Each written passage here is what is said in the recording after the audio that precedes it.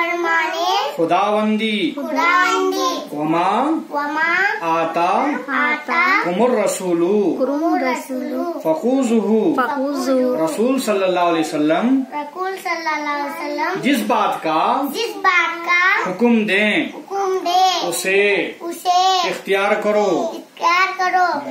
वमा नहाकुम अनहु फंतहु और जिस बात से मना करे उसे छोड़ दो। फरमाने मुस्तफी सल्लल्लाहु अलैहि वसल्लम बल्लिगु अन्नी वलिवा यतन मेरी बातें दूसरों तक पहुँचाओ।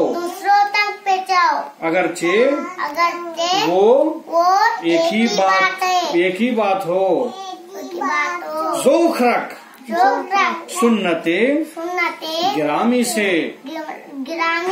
है शरफ आपकी गुलामी से जो कोई पैरवे रसूल नहीं लाख इबादत करे कबूल नहीं।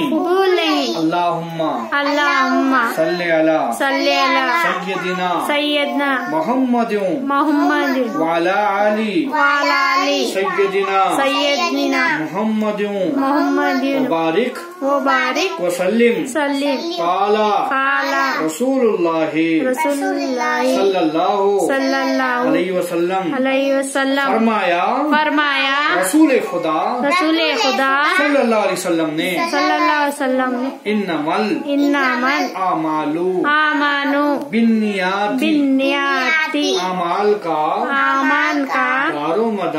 दारो मदार नियतों पर है।